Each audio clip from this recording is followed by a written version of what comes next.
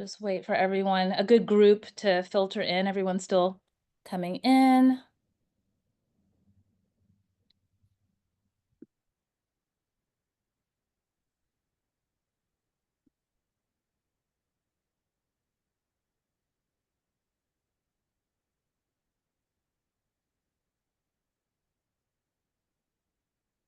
We'll get started in just a minute.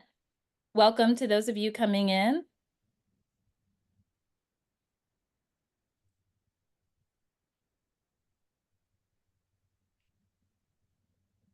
Okay. People still coming in. Okay, I think we're at a good spot right now, so we'll get started. Hi, everyone. Welcome.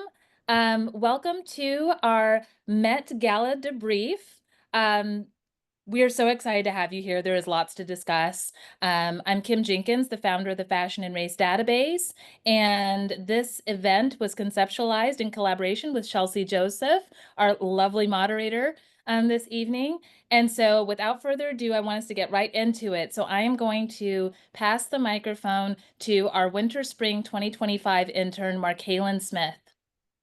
Hi guys, so thank you, Kim. So like Kim said, I'm Markeelan Smith. I am the Winter Spring intern at the Fashion and Race Database. I am a second year graduate student at Parsons, Paris, studying fashion studies. I'm actually in my last semester, so I'll be graduating in actually about 2 weeks. So my research focuses on the barriers to fashion education for Black men. So I specifically look at masculinity, education, race, politics within the lens of fashion education. So that's just a little about me, and then I'll just go into about our panelists. So we have Dr. Jonathan Square, who's the assistant professor at the Parsons School of Design, and then founder of the Fashion in Itself and Slavery and Freedom. And we also have Darnell Lisby from the Cleveland Museum of Art, the assistant curator of fashion there. And then we have our Kimberly Jenkins, our fashion studies scholar and founder of the Fashion and Race Database. And then we have our moderator, Shelcy Joseph, the founder and editor of Market Appointment. So thank you all for being here. And then, yeah, so we'll just move on from this section. So I'm going to stop sharing my screen now. And then I'm going to ask you guys to answer a few questions for me. So I'm gonna put it in the chat just to get to know you guys a little bit more. If you could tell me where you guys are from, just start to flood the chat with like where you're coming from, where you're viewing from, so we can get to know you a little bit better. So we have Dallas, Texas. Thank you. Hi, Dallas. We have Brooklyn, DC, Georgia. Oh, okay, I'm from Atlanta, so okay, that's great. The UK, okay, nice to see you. Brooklyn, Los Angeles, New Hampshire. We have a lot of Brooklyn, NYC in the building. Okay. Oh, we have Columbia. Okay. Columbia, yes. Nashville, London via New York. Okay.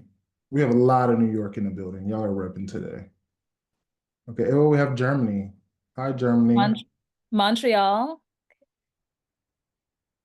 Hello. Okay. Thank you, guys.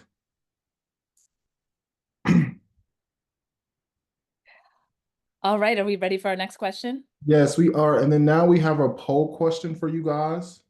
So once that pops up, you'll be able to have the chance to answer.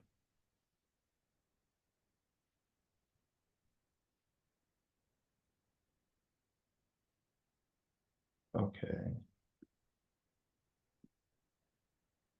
All right, you guys should see this poll popped up for you guys. It has one question. Was there enough Black representation in terms of designers, stylists, attendees at the Met Gala yesterday?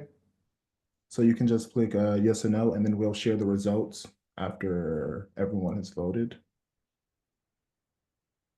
Ooh, I'm seeing a trend here.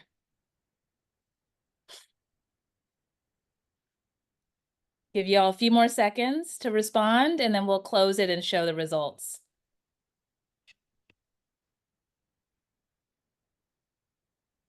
I'm going to close this out in about 10 seconds. Spoiler, no. All right. Okay, so I'm going to close it, y'all. And let's drum roll, share the results. Can y'all see it? Yes, we have, okay, no. 64% said no, it was not enough representation. Okay, that's a, I'm gonna let you guys have that one.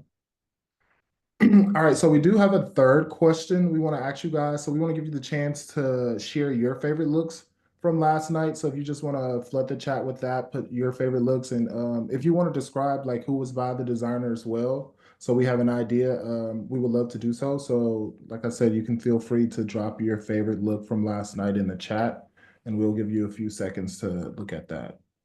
I'm wondering what you guys are gonna say. Rich Fresh. Okay. Tracy Ellis Ross, Lauren Hill, Jody Smith, Zendaya. I loved Zendaya's look. I really did. There's no one on Justice Smith, Lupita's and Quintus, Andre 3000, Lupita, FK Twigs. We have a lot of Zendaya and Lupita. A lot of people like those. Janelle Monáe. Okay, I haven't heard. Tiana Taylor in collaboration with Ruth Carter. That was an amazing collaboration that they worked on. Diana Jeremy Ross. O'Hara. Okay. I like Jeremy O'Hara's look. Jeremy, Zendaya, Tom Brown. Okay. Jeff Goldblum got a little bit of love in there.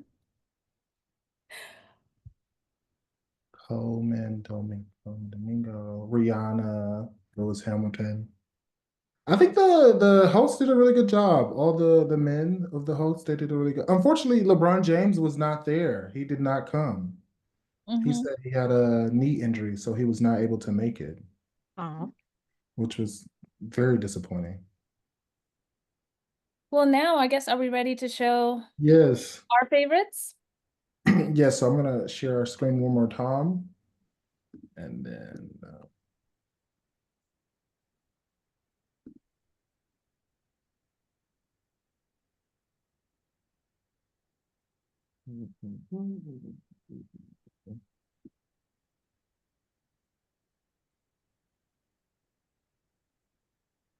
okay, and then Dr. Jonathan, you're up first if you want to share your thoughts on your picks. okay. Hi. I'm very excited about this. I want to start with what everyone's wondering, which is what are your favorite looks to all my panelists and why? Who, in your opinion, embodied the Black dandyism theme? Okay, well, I'll jump in. I'm not sure how much time I have. I'm just gonna keep on talking until you cut me off. But I want to start with Monica L. Miller, just because she's the whole reason this exhibition even happened. And I was really curious about what she was wearing. I saw her yesterday morning and I was like, bitch, what are you wearing? And she was like, bitch, mind your business. You have to watch tonight. So, and I saw she wore Wells Bonner, which makes total sense. I mean, she really, Grace Wells Bonner really embodies a lot of the values of Black dandyism in her design practice. And, you know, the model on the cover of the catalog is wearing Wells Bonner and there's Wells Bonner throughout the exhibition. So I thought Monica looked great. If you know Monica Miller, this is totally her style. You know, she needed to look, you know, the part, but also needed to be comfortable and feel like herself. So I think she really did a great job. Jeremy O'Harris, someone said Jeremy O'Harris in the comments, I thought looked great. Um, it's you see the historical reference, obviously he's referencing Frederick Douglass. So I thought he looked amazing. I want to shout out Ricky Bird, one of our fashion scholar colleagues.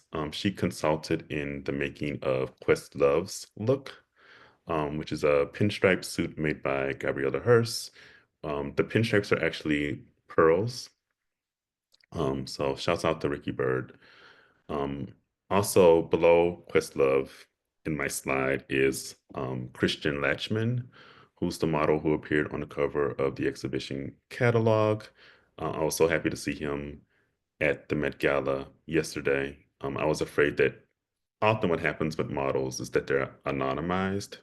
We know nothing about them. So I'm glad that he's been given a platform, and hopefully we see him opening the next LV show. Oh, someone said Zendaya. Zendaya looked amazing. Of course, she worked with her longtime collaborator, Laura Roach, and Laura Roach loves reference. And so you obviously see Mahogany in this look. You see Bianca Jagger on her wedding day.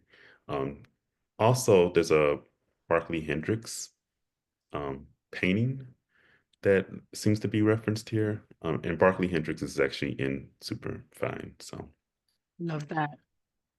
should I stop? Love that. Kim, would you share your best looks with us? I love how a lot of them are some of what the people were saying.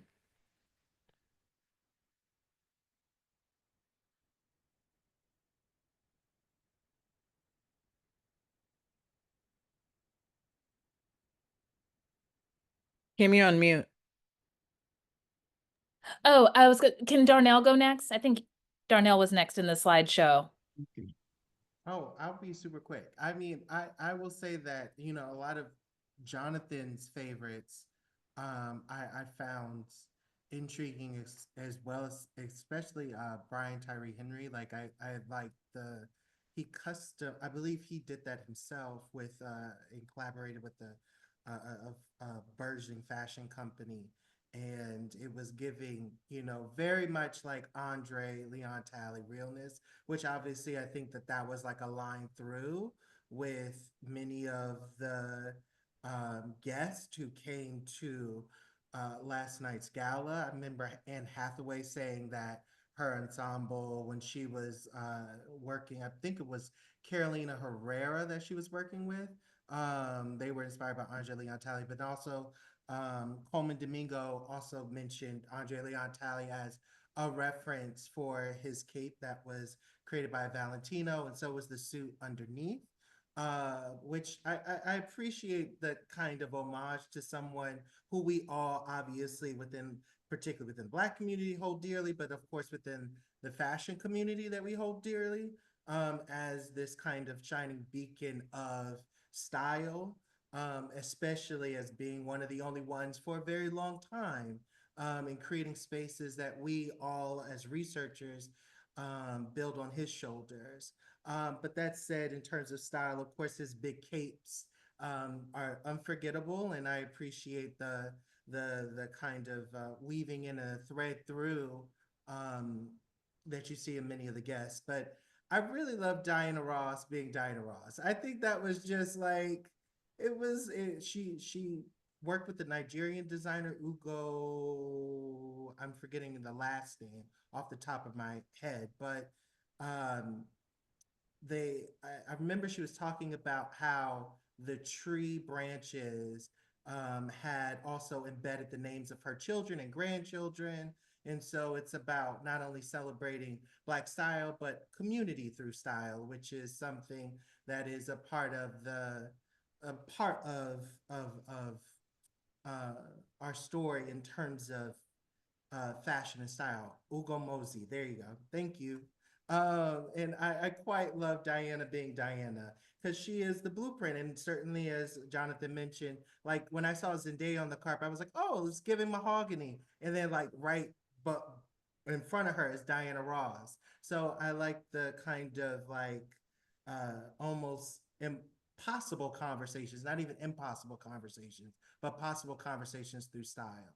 And then this Jodie Turner-Smith, like Burberry moment. She was inspired by Black Equestrian, and I really enjoyed the kind of camp of it all and just the extremity. Because I always see the Met Gala as the one place where you can go crazy and nobody will really judge for the most part, but maybe we're shifting in that. I'm not too sure. But I really appreciate the extent that she went through to kind of present herself in this very obviously sartorial style that's just very, very, very elegant. And also the color is just fabulous. I think it was like a very beautiful color. And then Lewis Hamilton, I like the subtlety of it all. because Lewis is that's his own personal style. But then I noticed I was like, oh, looks like Grace Wells Bonner, and it was, and it's very much his aesthetic and her aesthetic, and two people who have the same creative are on the same creative wavelength coming together. You can see that implemented within what was created for. I mean, he referenced Cap Calloway, he referenced the Harlem Renaissance, and so he's looking to, of course, early 20th century jazz age as a source of inspiration. But that seemed to be like another major line through with a lot of the looks that were on the carpet the entire night. So I thought that his look summed up what was happening. Yeah, I love that. Yeah. Should we go to Kim's picks now? I'm ready. And I got a lot going on here, so I'm actually not gonna spend a whole lot of time, but just as a touch base, you see Lewis Hamilton in my constellation of favorites, just to align with Darnell there. I really love a designer who researches. Grace Wells Bonner will take you there. I mean, she just really her attention to detail and thoughtfulness, it was just exquisite. So I truly loved Lewis Hamilton's look. We saw an abundance of white on the carpet throughout the gala. Case in point here for one of my other images here, Iman Hammam. I just was stopped in my tracks when I saw her look. I actually have two models on here because I felt they just did some of the best looks in my opinion. So Iman Hammam, it was just like this really snatched waist of a zoot suit, just and the headpiece. It was just gorgeous. I mean, she was really serving with that one. And then Ugbad Abdi, also a model wearing the top hat. Well, not top hat, but more of like a fedora. I mean, just this bow tie, giving you this tailored menswear, but it was so chic. I mean, just the abundance of fabric, it was just so sumptuous. Just the silver and gray, it just reminded me, I feel like Andre Leon Talley would have approved of that piece, that ensemble. Another image that stopped me in my tracks was Damson Idris with the theatrical reveal. Just the tearing away of this racer outfit, the removal of the helmet, and to just give you this just really sexy pose in this rich red. I just really loved that look in collaboration with Tommy Hilfiger. Also for the men, someone who I thought was just so maybe underrated and authentic to me and just so soulful was Leon Bridges in his look, and working with kind of a more under the radar independent designer, and that collaboration there, that's how Leon Bridges is, at least in the years that I followed him. I mean, he's just very conscious of who he works with, and he wants to lift people up, and just he's always thinking about local, he's always thinking about home, he's always thinking about indie. So I mean, that look was just, it was giving kind of 70s. I just really loved kind of how funky, subtly funky that look was. And then another look was Mindy Kaling that I just really loved from Harbison Studio, because I felt like I was missing pieces that were almost, everyone kind of seemed in this Harlem Renaissance, 1930s, 1940s, like it was just that over and over. So with Mindy's piece, it almost gave me a little bit of 19th, actually more 18th century. So with the Frederick Douglass and Beau Brummel and some of those references with it. So I just thought that was really lovely. And of course, I was thinking I would miss Rihanna, and I actually turned off my laptop. I just thought, okay, well, I guess it's not happening. And then I woke up this morning and looked at my phone, and it turns out after I had given up, there was Rihanna in all her glory on the carpet. And I loved the hat. It just felt so dandy to me, just this kind of early 20th century hat. So I just love that look. So that's just and of course, Andre Benjamin. So who just, we needed to have him there, who was giving us dandy over a decade before. So those are my picks. I love everyone brought their A game, and this was probably the blackest red carpet we've ever had, which I'm 100% here for it. So on that note, I would love to know what, just to put it in context for the audience, I'd love for you to describe what Black dandyism mean to you and how it shows up in your own life. On occasion of this, I wore color, which is a color I wish I saw more on the runway, but I'd love to hear more from you guys about Black dandyism and what it means in your life. I will start with Darnell. Well, Easier to I, do that in person. I guess. What Black dandyism, it's really, I think, well, from my understanding of it, and of course, building on what certainly many researchers like these two wonderful people here, Jonathan and Kim, have already spoken much and written a lot about on over their course of their research years in research.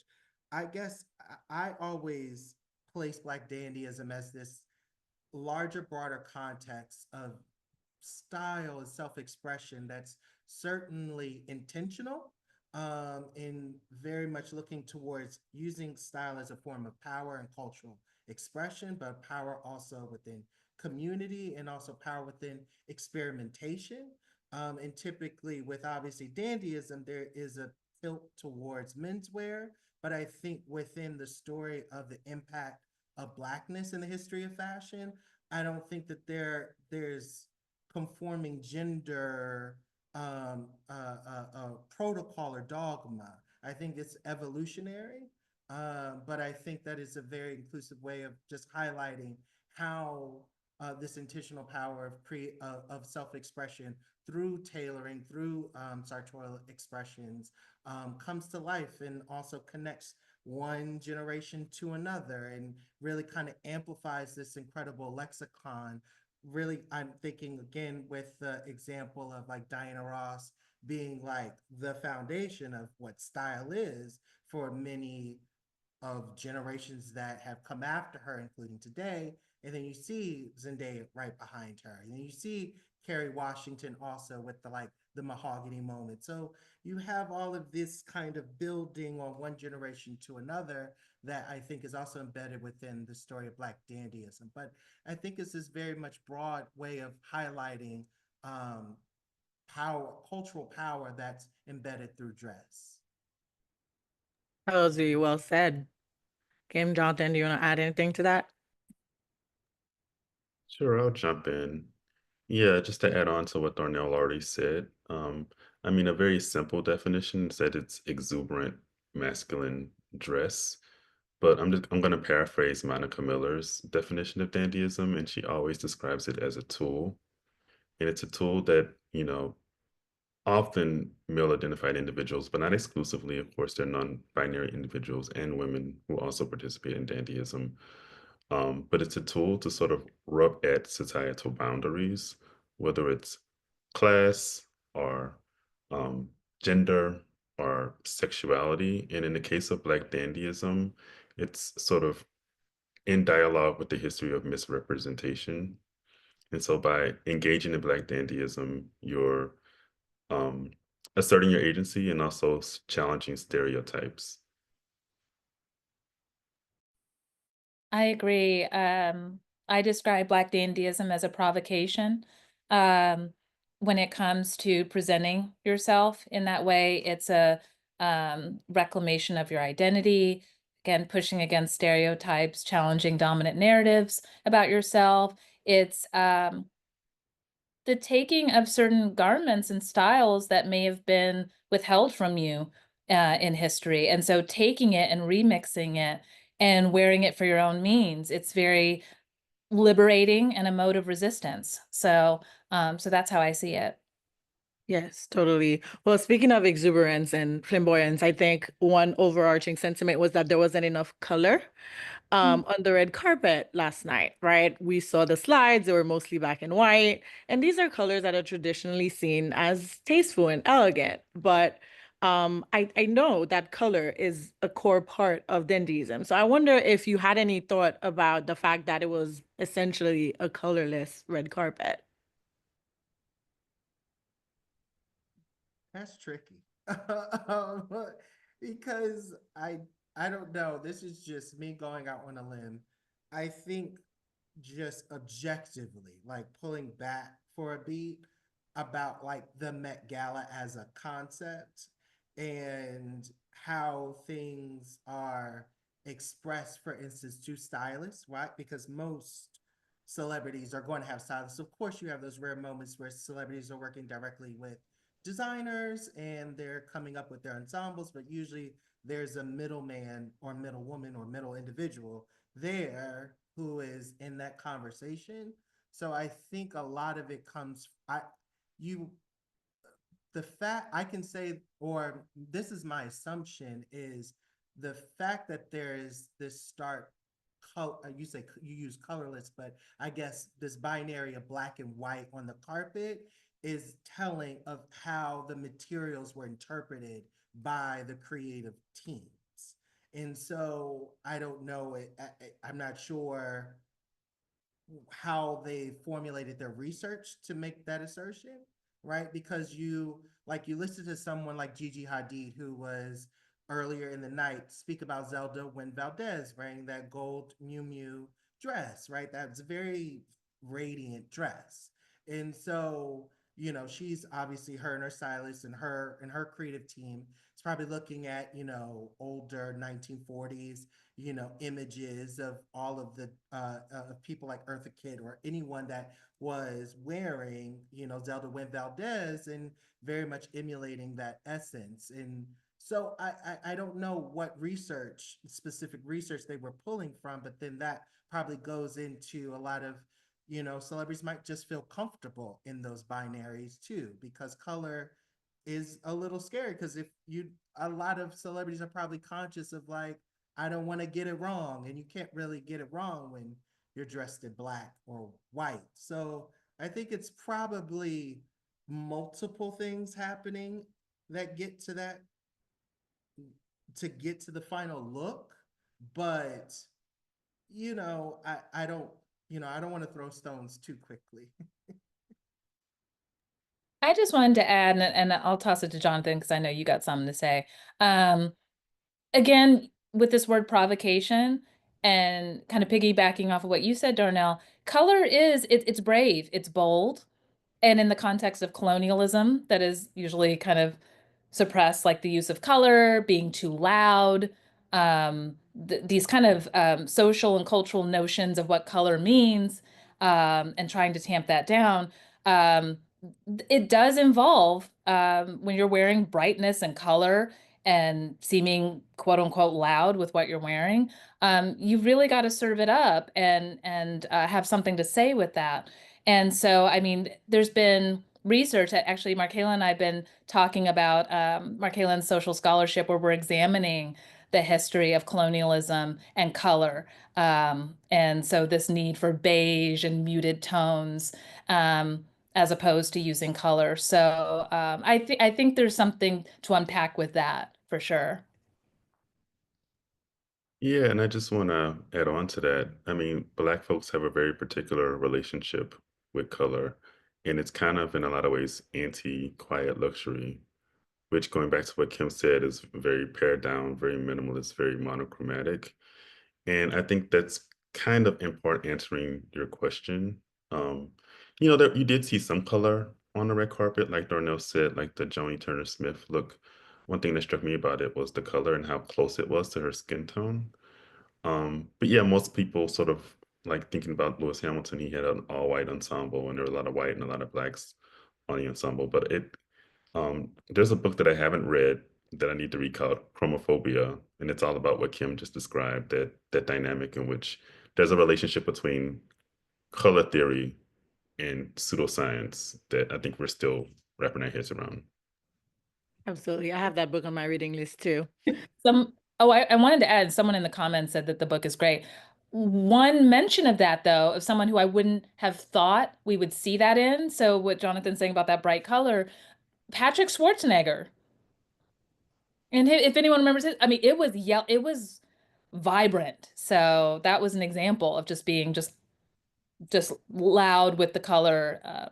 So I thought that was interesting. Absolutely. Yeah, I love that you brought up the point of quemophobia because I do think it played a role a little bit. But I also know that there are other ways to express that Black dandyism. So it was beautiful to see. But while I felt like a lot of the Black guests brought it felt like for the most part, a lot of the white celebrities just either avoided or they dismissed the theme entirely. I'm not talking about Gigi Hadid here because she had a great story and Gabriella Karifa-Johnson was behind it. But with an event like this, with such a theme that can, I guess, be seen as controversial, quote unquote, what do you think is the social responsibility of white people? Or at the very least, what is their expected participation? I will start with Kim. Can you repeat the question? I was like Yes. distracted thinking about a couple of the looks. We saw how a lot of the white celebrities sort of either dismissed the theme, at least from our perception, right? Ultimately, you can argue endlessly, but we will say that they either dismissed it or they just sort of took a safe route, right? So with an event like this, with such a powerful theme that is racialized, what is the social responsibility of white celebrities and white people in general? Of white people Those in attendance, in the specifically. attendance, what's the responsibility? Oh gosh, I mean, something I emphasized when I was doing an interview with ABC News yesterday was, and this was before the gala, was I really wanted to see respect, accuracy, and diversity. And so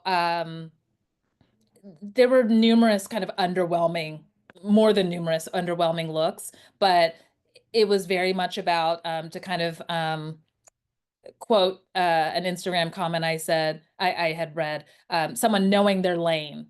And so like not just, kind of playing it safe and being respectful about it and understanding the theme and just not, this was not the time for experimentation or to interpret it on your own, which I'm sure we might get into with some looks that were just, that got a little too comfortable with the theme when you don't have that racialized or cultural experience. Some misses there. But I'm not sure. I mean, I think just kind of muted some of the underwhelming looks that were just very simple. I think just being able to be there as an ally and to support and just wear something, really lovely, connected to the theme. I love seeing it as a respectful, demure thing to just kind of play it safe. Jonathan or Darnell, do you have? I see. I also have done, I did one or two interviews beforehand, and I know the question I received consistently was, do you feel, well, there was a question about cultural appropriation and appreciation that was given to me quite a bit in a lot of these interviews, which highlighted clearly there's, because me, I'm currently in my own world, so I'm not on the internet like that to know what's happening or what the constant conversation is. So assumedly, I'm like, oh, people are talking about cultural appropriation and appreciation on the carpet, and I think that objectively, again, just a bird's eye view, if you look at the past Met Galas, do most of the people like go in line with the theme? Like, I mean, just objectively, just I'm not trying to defend anybody, but like they normally, there's a group of people that don't actually participate in the theme whatsoever. They just show up in something conventionally pretty and they go up and they go in, and for them it's work. It's not like I'm here to respect and honor this moment. It's I'm here to network. I'm here to be, you know, present, and be with other people who are in my industry, not necessarily I'm here to honor what's going on in this Costume Institute exhibition. So I think that's happening. But then also, I feel that, how can I say this? If you're not going to do it and do your research correctly in the time that's given, I would prefer you to show up in a conventional way. And if you're not going to do the work to celebrate what's going on and you're invited, then I would say, you know, I would say show up safely, like Kim alluded to.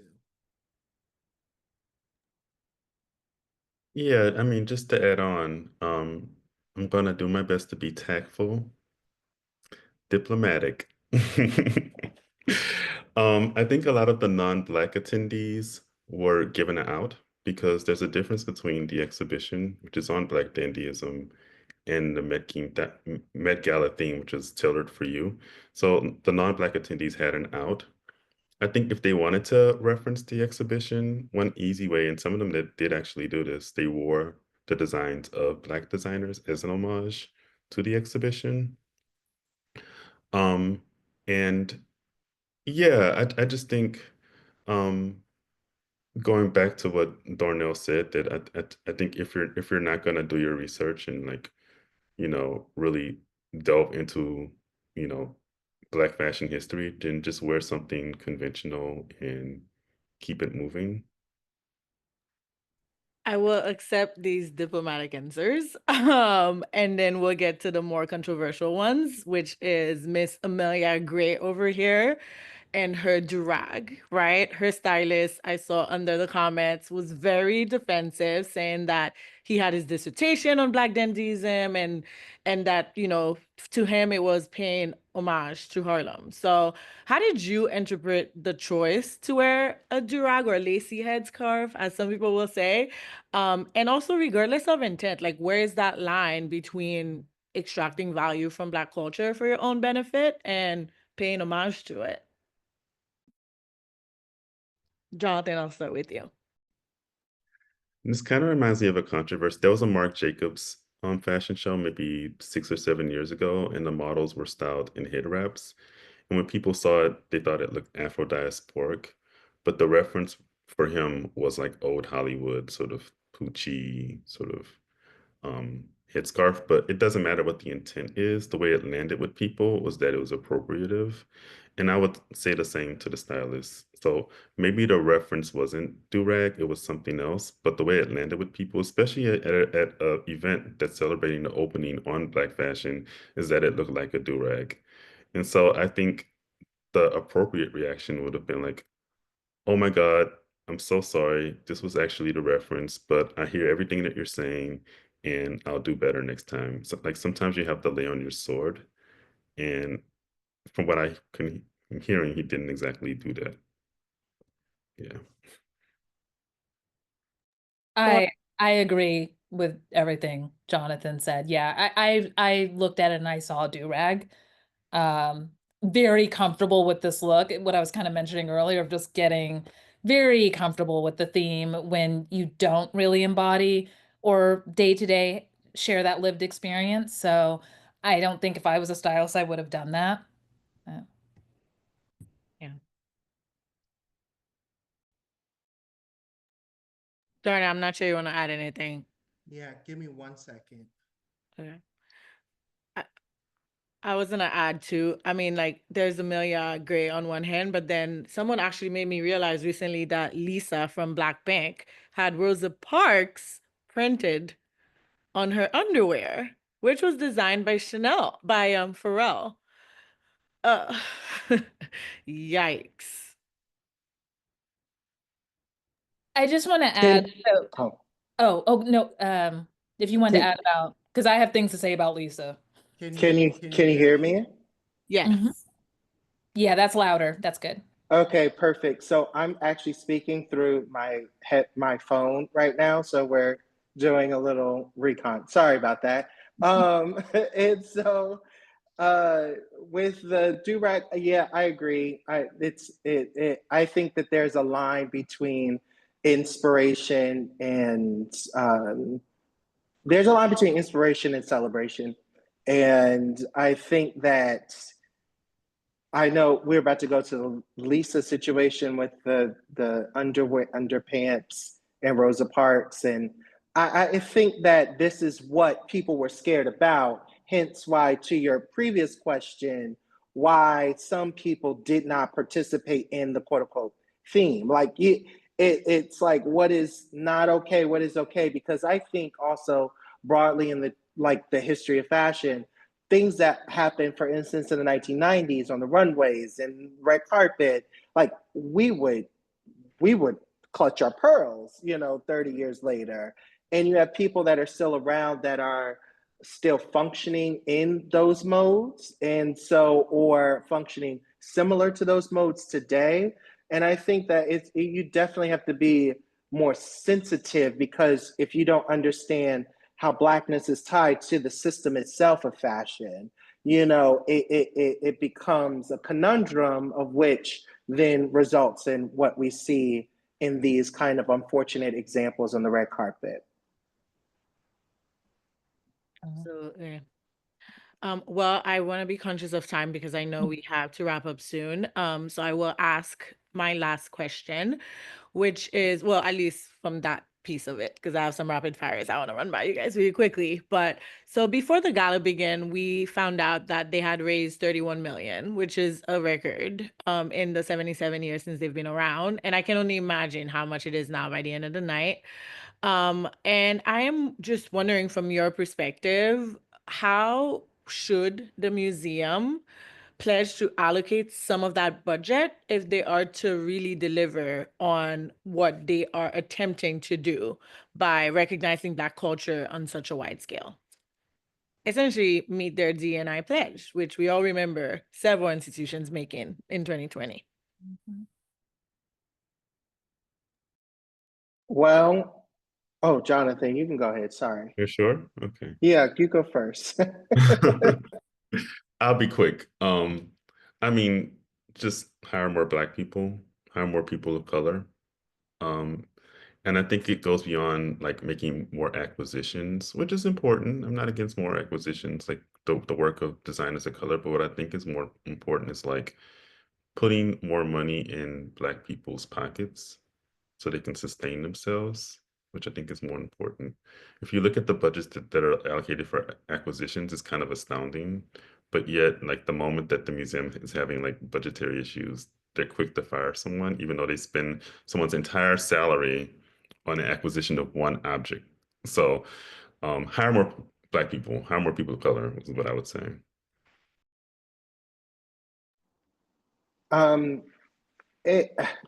I know with the Met Gala is a fundraiser for the funds of the operational funds for the Costume Institute department. And I don't know, also as a person that works in a comprehensive institution, art museum, when it comes to funding, money often gets divided up in different places, like what goes in which operational budgets, what goes in which, for the upkeep of the institution, electricity, things of that nature. You want to, make sure the lights are on. So at the end of the day, after all of that money is divided up and what's left, I agree in the terms of making sure that you have an incredibly healthy, staff of different perspectives that are, of course, contributing to the different facets of the institution, from education to collections management, because they're extremely important in their values of what they bring to the research table. Conservators, right? They're the people that protect the garments. Of course, curators and researchers and all of us were the core content creators, but librarians, they help support and they bring in the resources that help curators know what to research and where to research. And so I think I agree, expanding a staff if possible, expanding a staff, but also a staff that represents the beauty in the diverse world that we live in. That would be in that come from so many different perspectives and backgrounds that could contribute to amplifying different histories, even beyond what we're discussing now. Outside of the museum, that's where it gets a little trickier, because in money that goes into the museum is for the purpose of expanding the museum. So I think in oftentimes educational collaborations, that's where you see a lot of partnerships and community building happening. So I say fund more educational initiatives that reach into the communities, that bring in other voices that you may not have heard about or known about, into different programs, events, or exhibition collaborations, so on and so forth. So I think that there's different layers and levels that happens. I mean, we do that here at the CMA. We collaborate with different local designers all the time to sell merchandise, but also education, but then also for curatorial ventures as well. So I think that where there's a will, there's a way, but I'm sure, I know the Costume Institute has been around quite a long time, so I know they always have something up their sleeve that's always expanding the zeitgeist of where we are now. Absolutely. Okay, Kim, if you don't have anything more to add, I just want to say thank you for joining me on this panel. It truly is an honor to be asking you questions, and there's so much more I wish I could have asked, but I know the audience has some questions as well. You guys have been super engaged. So I think we will go on to Q&A now, and I hope someone gets to ask something about Angelina Talley selfishly, because my list was longer than I anticipated. Yeah, thank you guys. Thank you, Chelsea, for joining that. So now we're gonna go into our Q&A session. So feel free to take this time to ask our panelists any questions that you have. You can drop them in the Q&A portion, and then they will have the opportunity to answer your questions. So I'll give you a few seconds to do that. Also, one more thing I want to add, speaking of just like the last questions, I don't think the Costume Institute has a Black curator currently at work in a high position. Like, that's a very simple place to start. Give my girl Monica, if she wants it, a full-time appointment. Well, and also, while the questions are flowing in,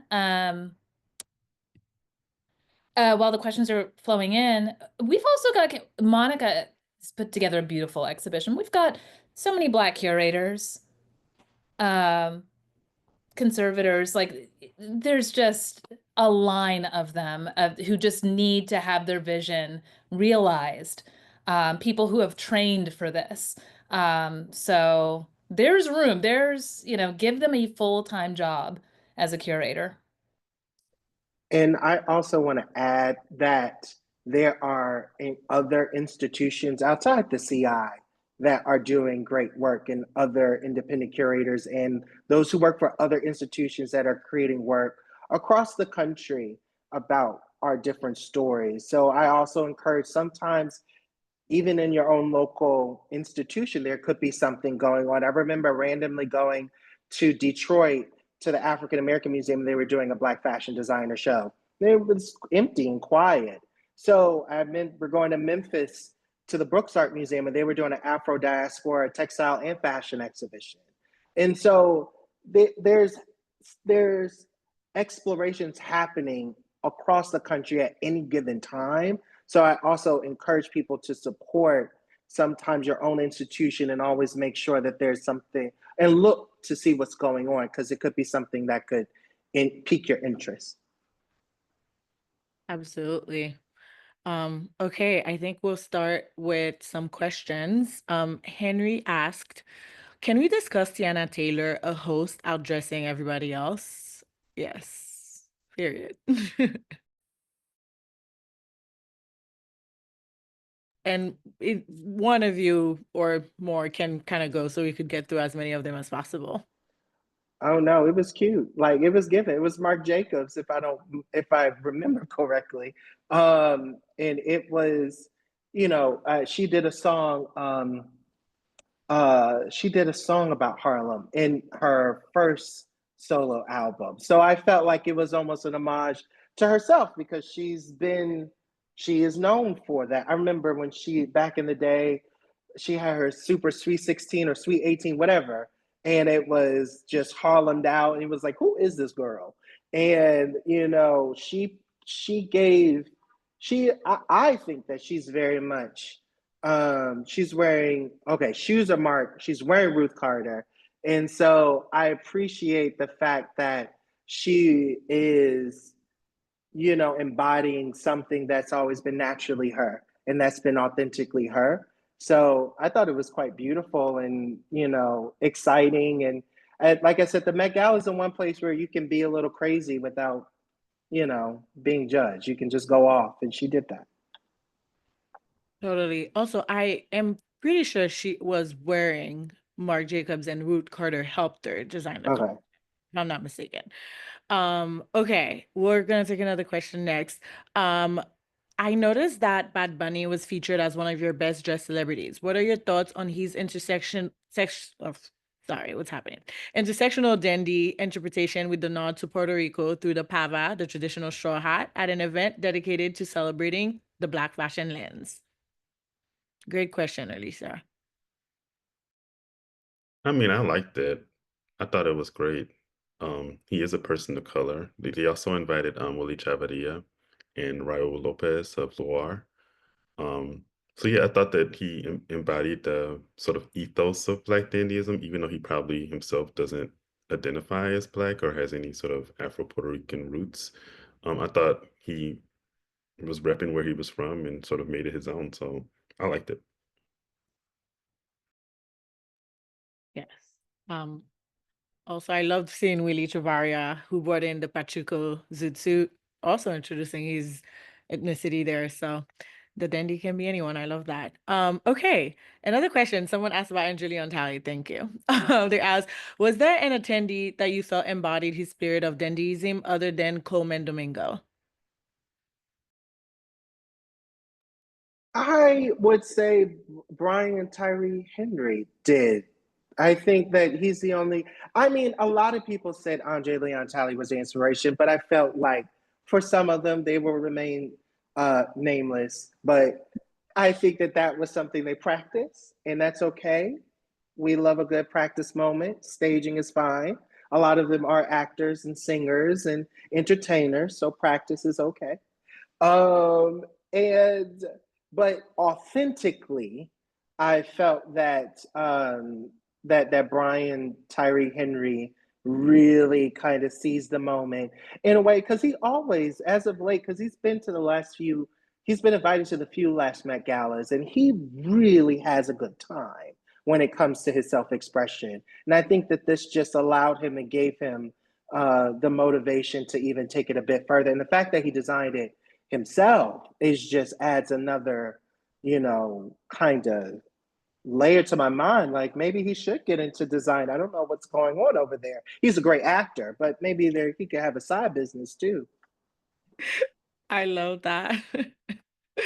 And I just love his energy. I feel like with Atlanta, Donald Glover made him immortal for me personally. We'll never forget Paperboy.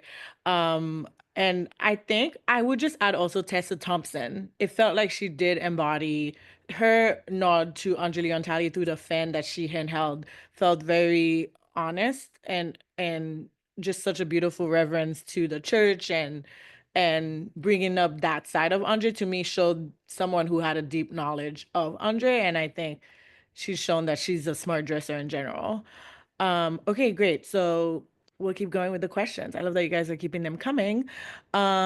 Worst dressed of the night. In the context of understanding some outfits are just pretty, who took on the theme and really just whiffed? I guess you guys are free to go any direction with this one. Well, y'all go in. So I'll just add, I think maybe this is my age and I'm starting to be a little more modest. For a theme like this, I didn't love particularly the non-Black women who were just kind of wearing, it was just like underwear, just like pantyhose and it just felt a little disrespectful to me. I mean, of course there was the Lisa piece, but a couple of other people that just kind of came out there.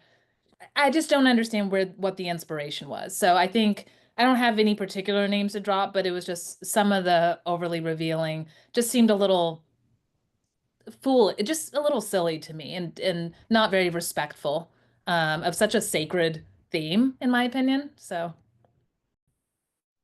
I agree. I think that the I don't know if they were trying to embody like the idea of performance in a very literal way, because obviously some of those fashions you would only wear on stage. Like you would never wear outside, but maybe some people would. But it's that like fine line between like, let's be respectful to what's happening around and contextualize. There's a time and a place. And I understand that people want to be daring and be that moment and be talked about. But I think that if you don't have the I and the T to that degree, then again, simplicity is okay. Yeah. So this is not a worst dress, but Coleman Domingo wore Oswald Boateng at the press preview, and I thought he looked amazing. And he also wore with a Kango hat. You can see it on his Instagram, and I thought that looked better than what he actually wore on the red carpet. He looked great on the red carpet, but I like the Oswald Boateng that he wore in the morning more than what he wore on the red carpet. So that's what I was saying.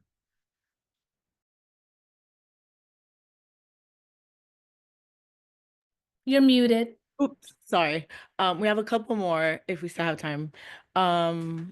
Okay, noticing that Gucci, Celine, Bottega, Alexander, Loewe, Giorgio, and Dolce and Fendi did not purchase tables at the Met Gala this year. Can you share any insight into why these major fashion houses opted out, if any? That's that question we have to defer to Anna Wintour. That's above all of our pay grades. We don't get into those conversations. There's doors within doors within doors when it comes to the fashion industry. But she organizes the show. So organizes the Met Gala. The Costume Institute obviously organizes the exhibition.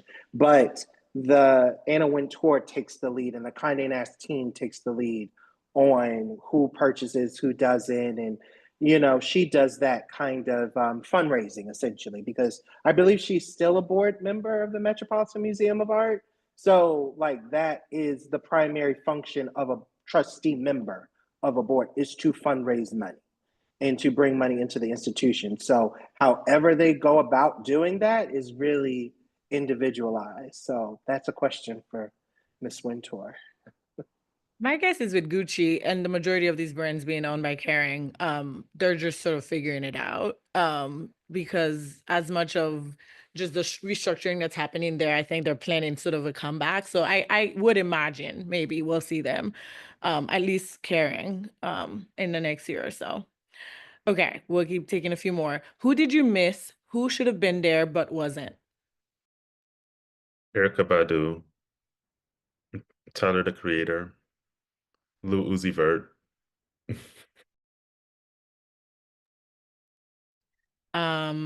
June Ambrose. She hasn't been invited yet, but she should have been there. It would have been nice to see what LeBron would have worn, but his wife, Savannah, was there. So she looked beautiful. She was wearing Hanifa. I think off the top of my head, I feel like half of the stars are on tour right now. So, I mean, it was hard. I can understand because they're physically incapable, Kendrick, he's on tour. So it would have been nice to see him. Of course, Beyonce's on tour now. It would have been nice to see them, but of course they got other things going on. I understand. I also just noting some of the names dropped in the comments that I completely agree. Jadena, Mr. Classic Man himself. I mean, he would have given us a look. And also Justice for Wisdom K. I mean, his fan base, or people who admire his look, just were left scratching their heads as to, okay, you invited this person, but or these people, but you didn't invite him. So I completely agree. And I don't know if I missed him. I know he was at the press preview where we were, but Dandy Wellington. I mean, I know he's, for them, not a celebrity, but he's a celebrity in our world, like in fashion history. And I mean, Dandy Wellington lives dandyism. I mean, it's in his name, but Dandy, he lives it every single day. And to not see him there on the carpet, I was disappointed. And you remember, speaking of people like that, Farnsworth Bentley. Remember Farnsworth? Good old Farnsworth would have been, even though obviously he's not necessarily the hype that he once was. So obviously he wouldn't be included on that guest list. But, you know, in a dream world, that would have been, you know, back to the early thousands days. But a Farnsworth Bentley moment would have been him and Andre 3000 on the carpet, would have gave me nostalgia of back in the day. Mhm. You guys make a great point, because I don't think the crossover with fashion and music feels superficial still. And from a guest list perspective, it's very much like chasing the shiny object. And in the future, I think I would want to see a little bit more of like sensitivity towards like actual timeless music as it pertains to the theme. I don't know, just a thought. Okay, I think we will wrap up with our final question from Henry again, which is, what do you guys think about the lopsided coverage of the gala? As in, many of the articles gave too much space to white celebrities, even though some of them did not work the theme at all.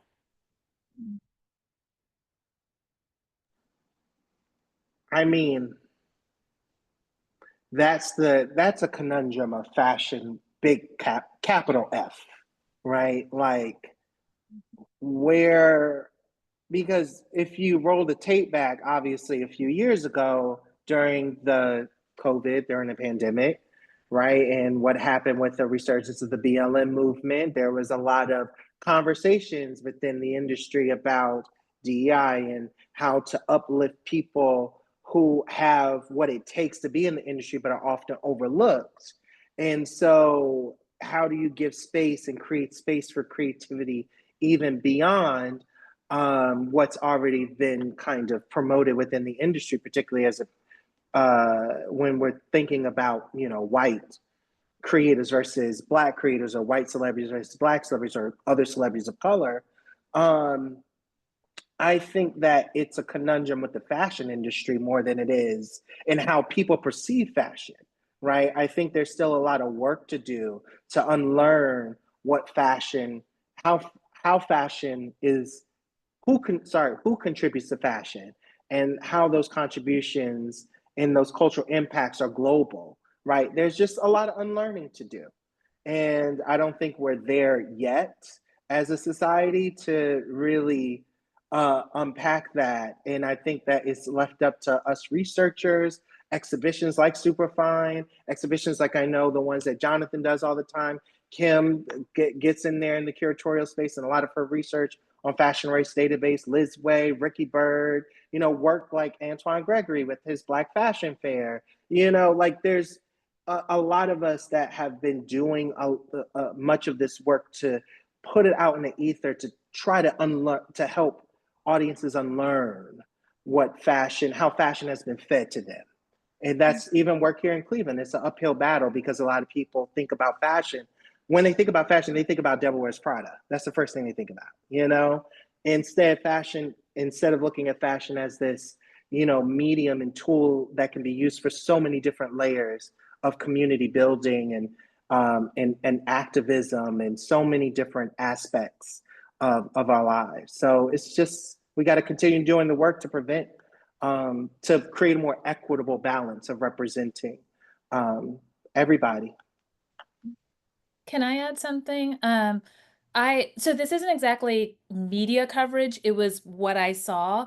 I happened to watch last night the AP News, I guess, live stream of it, and I was very frustrated. I mean, I would see a Black individual with some glorious outfit on, and the camera would then just keep focusing on the non-Black, well, let's just say white celebrity.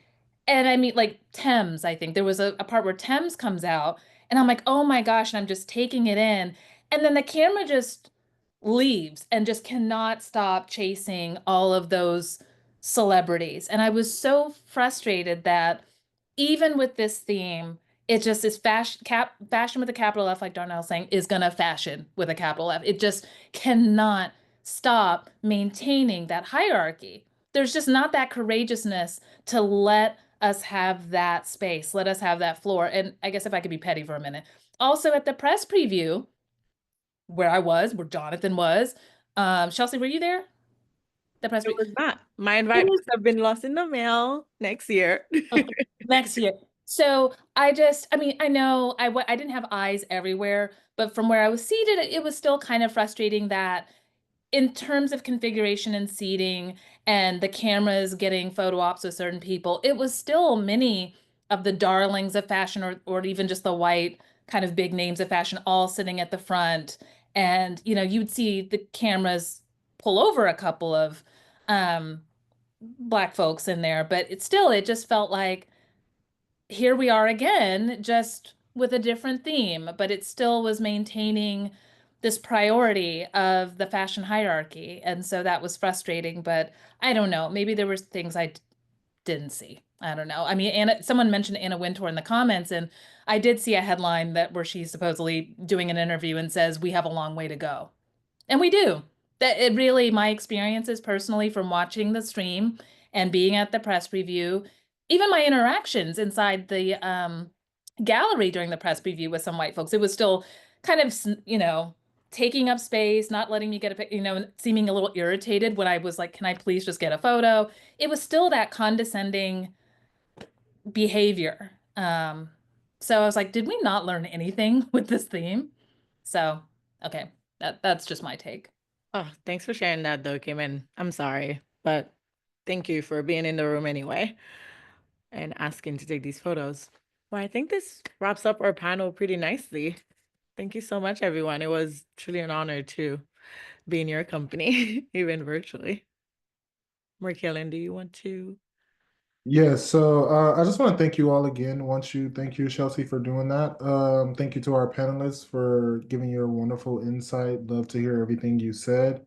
So you guys should look out for a message from, it's just going to be a exit debrief, basically asking you how the debrief was. So just check your email for that. But if there's anything else anyone would like to say before we close it out, here's your chance. Kim, if there's anything you would like to say. Oh yeah, just one quick note. In just a couple of minutes, we actually have a post coming up on the Fashion and Race Database Instagram account for all of you who weren't able to get a question in or just have more to share or more to say.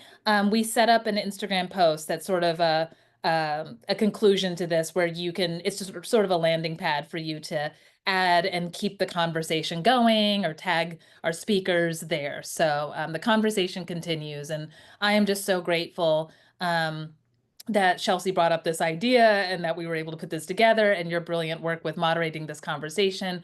So grateful. Markelin, you did an outstanding job facilitating this. And I saw you working hard in the chat there, just engaging everyone. And then of course, to our brilliant scholars, Dr. Jonathan Square and Darnell Lisby. Your voices are much needed in this space, especially in this time. Thank you, Kim. It was my pleasure. Thank you so Picking up, much. continuing the work, I think, for everyone here too. It's like continuing to support the Fashion Race Database. Go to see the exhibitions that Jonathan and Darnell curate, where it starts with us, truly. Yes, We're and all we got. absolutely. And we'll, again, as Markelin was saying, we'll send a follow-up. Just wanted to give a note while we have you, Jonathan. Do you have an exhibition out? Do you want to just briefly, we're going to send a follow-up with details on where to find it, but do you want to just mention what it's about? Yeah, I'll do it very, very briefly because I know we're wrapping up, but it's at Winterthur, which is in outside of Wilmington, Delaware. It's called Almost Unknown, the African American Picture Gallery. It's based on an essay that was written in 1859 by a free African American man. It focuses on African American material culture, so check it out.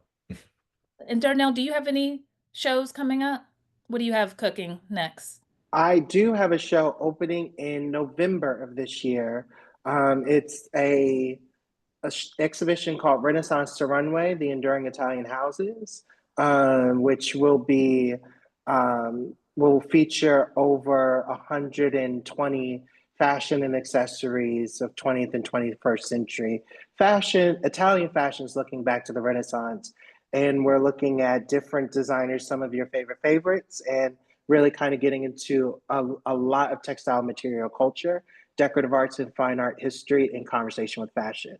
So it'll be some fun moments. So if you're in town or want to come to Cleveland, November 9th, 2025 to February 1st, 2026, please come through and we'll show you a warm welcome.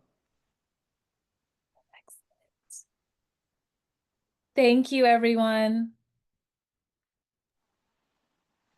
Thank you.